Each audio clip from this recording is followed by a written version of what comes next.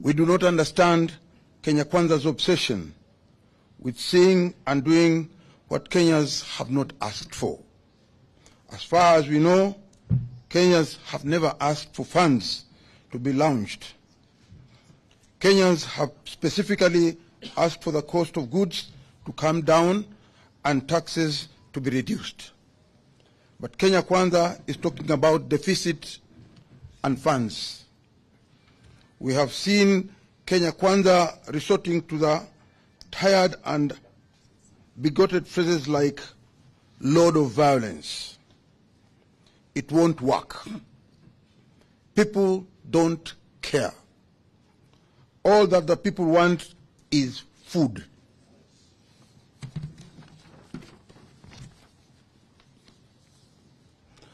And decent standard of living. If Kenya Kwanza has a price of peace, has a prince of peace who can't provide food, no amount of character assassination of his challenger will sway Kenyans. People want food. We have seen Kenya Kwanza purport to be sharing with Kenyans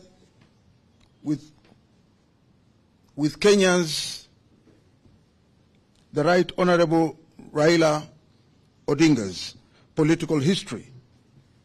How ridiculous can they get?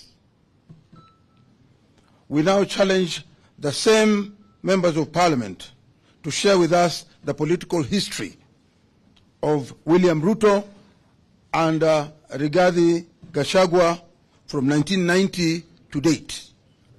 They started it. Let them go to the full length. We take note that the Kenya Kwanza MPs have threatened to mobilize their supporters to counter protesters whom they believe are supporters of Azimio.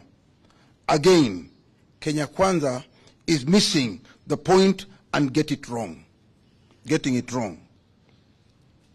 The thousands of Kenyans turning up for protests are not just Azimio supporters. They are Kenyans from across all political and non-political formations who have been brought together by suffering. The protesters are from Azimio, Ford Kenya, ANC, and even Kenya Kwanza. The people realize they don't eat government. People eat food and they want food. People realize that having voted for a party or for a president who does not put food on the table, all the same, we welcome Kenyans. I will repeat that. People eat food and they want food. People realize that having voted for a party or a president does not put food on the table. All the same, we welcome Kenya Kwanza MPs to protest on Wednesday, Thursday and Friday. If they come with violence and murder, Kenya Kwanza supporters will be among the victims. We take note that Kenya Kwanza members of Parliament have resolved to cooperate with the police to ensure that there is no further loss of life and livelihoods. We know what this means.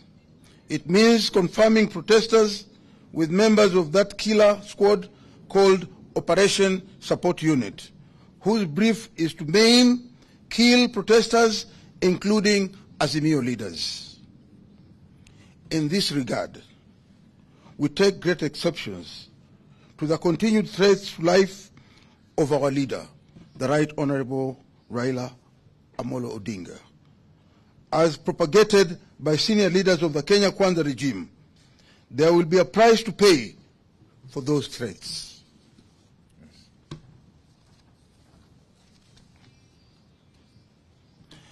We are shocked that Kenya Kwanza is talking of those who orchestrate, plan, and finance violence, and occasion mass displacements of civilian population and business deemed to be owned by people from other communities. That sounds like Kenya Kwanza. The sponsors of the greatest violence and murder and displacements in Kenyan history are in Kenya Kwanza. Kenya Kwanza members of parliament need to know the history of the leaders of their parties, of their party. The men and women who have sponsored violence, evicted communities, and taken over their land and businesses are in Kenya Kwanza. It is clear that Kenya Kwanza is struggling on all fronts. We call on Kenyans to wake up to the reality that we are on our own and we have to fight for ourselves. In this regard, we acknowledge motorists for their participation in the last protests and encourage them to continue staying off the road on Wednesday, Thursday, and Friday in solidarity with all the Kenyans.